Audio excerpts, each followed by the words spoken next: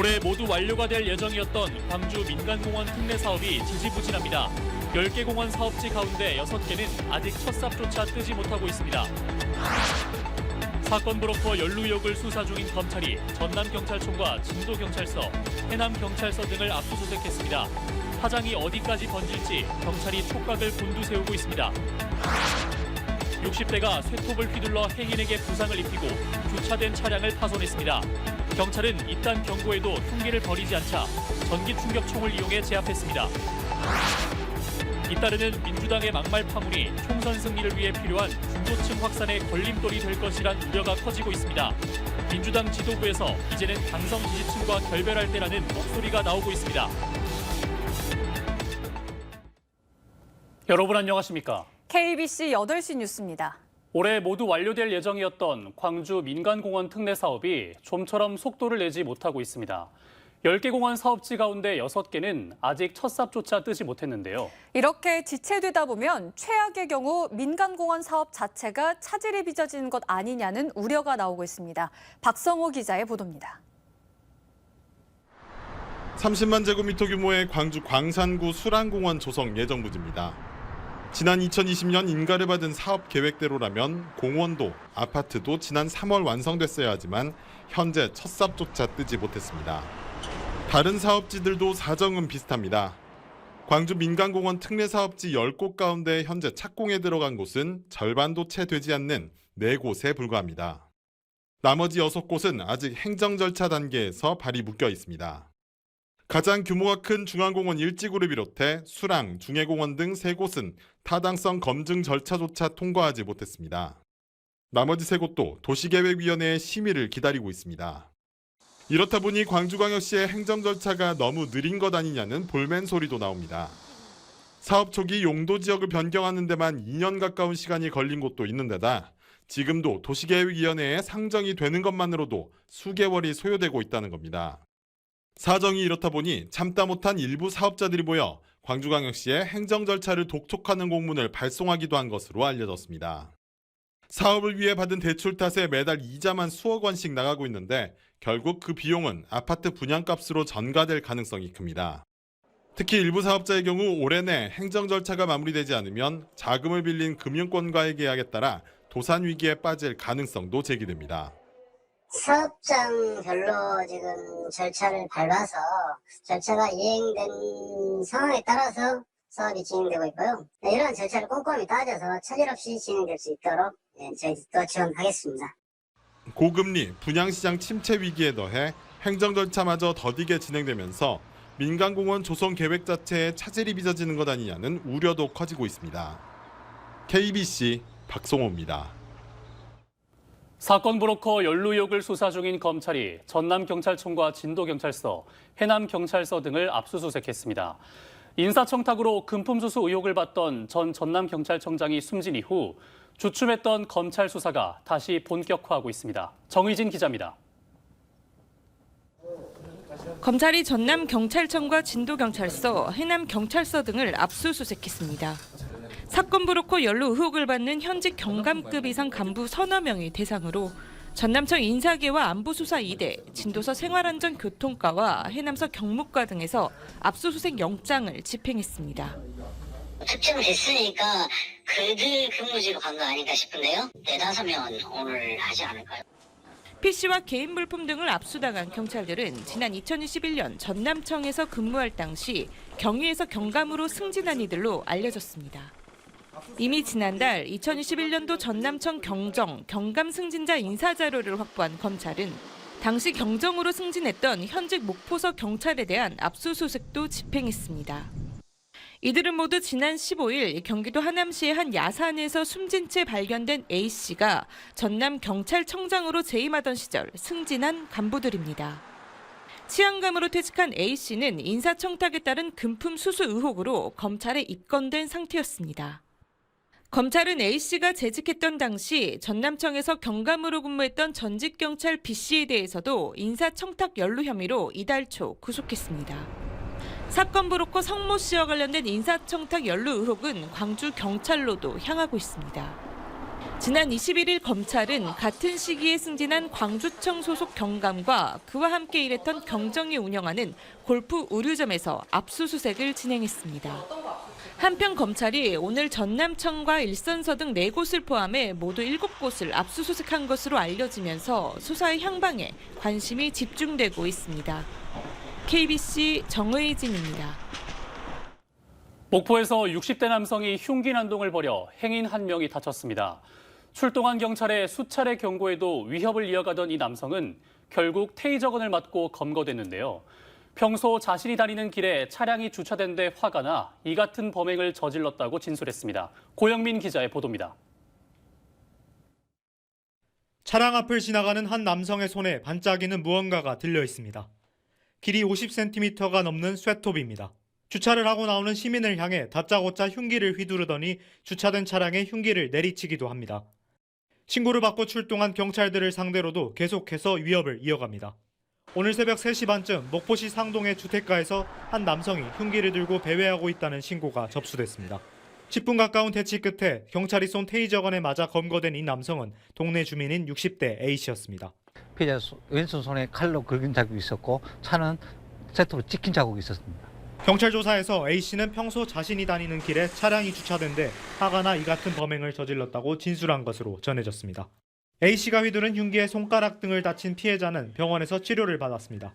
경찰은 A씨를 특수상해 혐의로 입건하고 구속영장 신청 여부를 검토하고 있습니다. KBC 고영민입니다. 최강욱 전 더불어민주당 의원의 암컷 발언을 놓고 민주당 지지층 내부의 갈등이 커지고 있습니다. 계속해서 강성 지지층에 좌지우지되면 민주당의 중도층 확산에 걸림돌이 될 것이란 우려 때문인데요.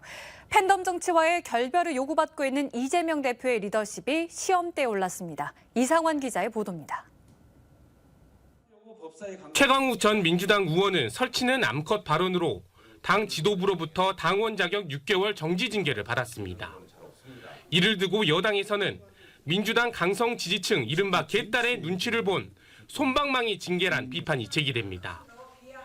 최 전 의원은 대법원 유죄 확정으로 이미 피선거권이 상실돼 내년 총선에 나갈 수 없기 때문에 당원권 정지가 정치적 중징계는 아니란 겁니다. 어정쩡한 징계를 내려가지고 뭐 사태 해결이나 이 사태가 악화되는 걸 막는데 큰 도움이 안 된 것 같아요. 그래서 개딸 눈치를 많이 본 거죠.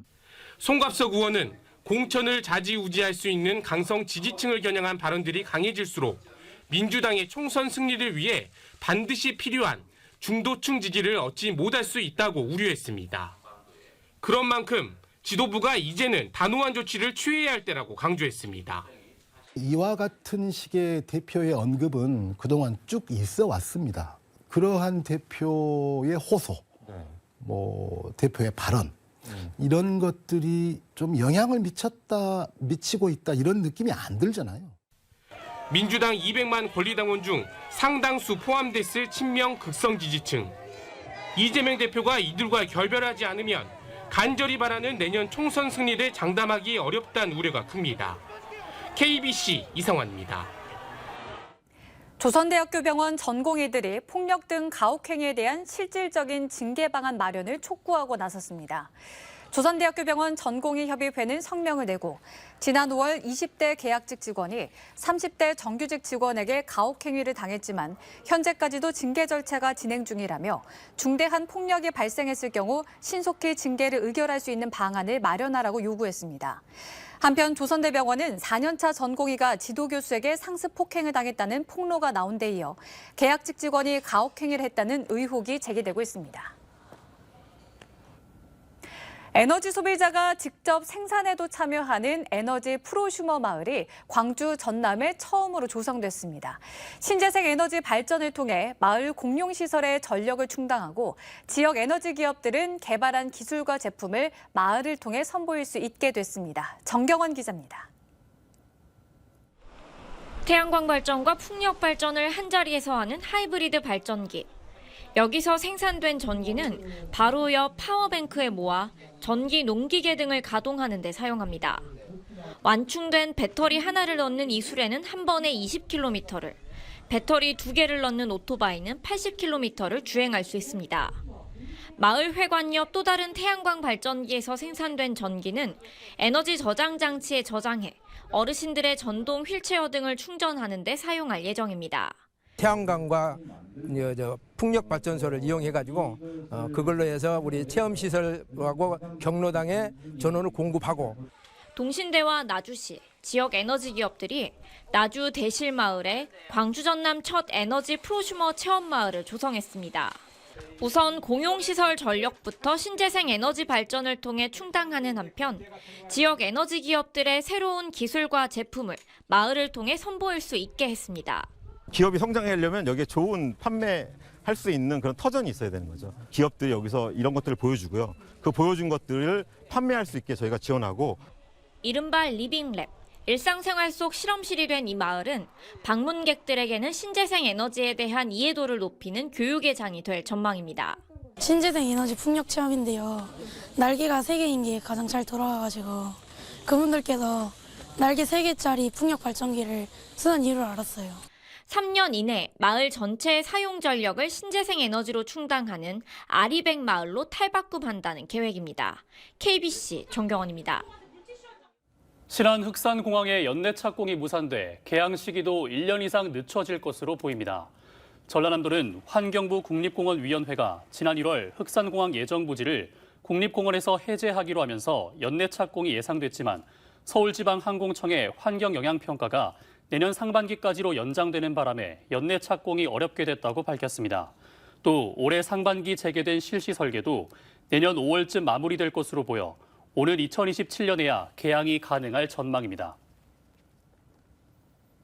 16개 시도 가운데 광주와 세종시에만 없었던 운전면허 시험장이 오는 27일 광주에 착공됩니다.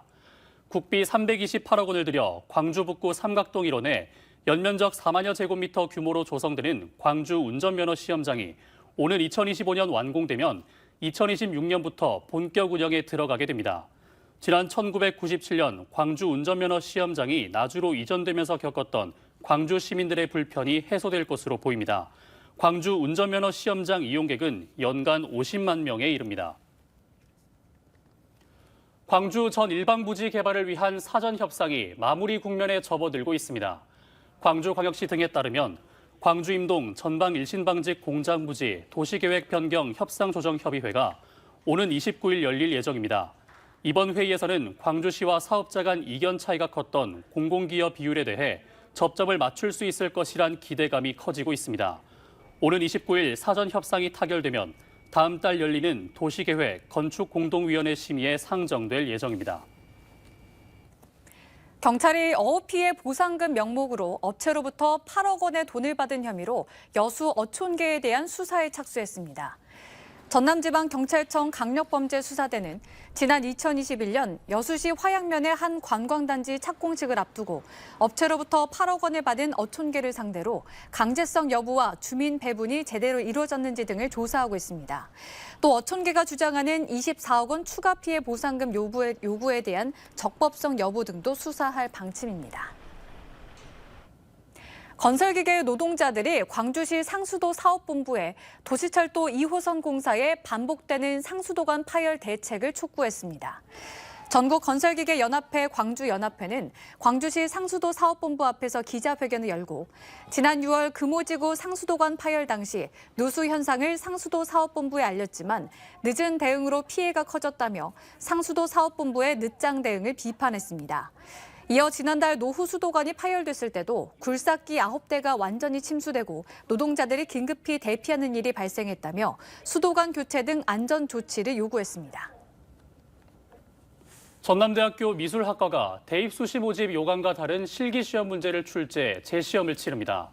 전남대는 지난 20일 치러진 미술학과 한국화 전공 수시 모집 실기시험에서 모집 요강에 없던 정물이 출제된 것을 확인하고 응시자 30명의 점수를 무효화한 뒤 오는 28일 재시험을 실시하기로 했습니다. 출제위원들이 모집 요강에 제시된 정물 목록을 제대로 파악하지 못하고 출제한 것으로 드러났습니다. 일선 교사들의 교수 학습 방법을 공유하는 제1회 광주 수업 페스티벌이 개최됐습니다. 내일까지 광주교육연수원에서 열리는 수업 페스티벌에는 교사들로 구성된 수업 나눔 동아리 등이 참여해 수업 연구의 활동 결과물과 수업 사례들을 공유합니다. 또 교과뿐 아니라 에듀테크와 진로 등 다양한 주제의 부스를 마련해 교사들의 성장을 돕고 수업에 활용할 수 있도록 할 계획입니다. 전남 청소년 미래재단이 목포 용해동에 새 보금자리를 마련했습니다. 전남 청소년 미래재단은 54억 원을 들여 3,100여 제곱미터의 지상 3층 규모로 건립됐으며 공연장과 학교 밖 전용 공간, 청소년 일시보호소 등을 갖추고 있습니다. 전남 청소년 미래재단은 그동안 전남여성가족재단 건물 일부를 임차해 사용해 왔습니다. 여수시가 전국에서는 처음으로 실시간 해수 방사능 측정 시스템을 구축했습니다. 여수시는 1억 원을 들여 어업지도선 전남 202호에 실시간 해수 방사능 측정 시스템을 설치하고 감암만 해역을 1시간 동안 운항하며 모니터링을 진행했습니다. 이 장비는 바닷물을 채취해 육지로 옮겨 측정하는 기존 시스템에서 벗어나 바다에서 실시간으로 분석할 수 있어 수산물 안정성 확보에 큰 도움이 될 것으로 기대되고 있습니다. 전남 여수에서 대규모 청정 에너지 사업을 벌이고 있는 주식회사 한양이 거듭 지역사회를 무시하는 행태를 보여 논란이 일고 있습니다. 한양은 지난 16일 서울 한양타워에서 미국 에어프로덕츠와 여수 묘도의 수소 인프라 구축을 위한 협약을 체결하면서 관련 내용을 서울 매체들에게 알렸지만 정작 사업지가 있는 여수에는 전하지 않으면서 지역사회와의 소통 의지가 없는 것이 아니냐는 비판을 받고 있습니다. 특히 이 사업은 15조 5천억 원을 들여 2030년까지 묘도의 동북아 에너지 허브를 조성할 계획이지만 사업 내용을 지역사회에 공식 발표하거나 공유조차 하지 않고 있어 지역을 무시한다는 비난의 목소리가 나오고 있습니다.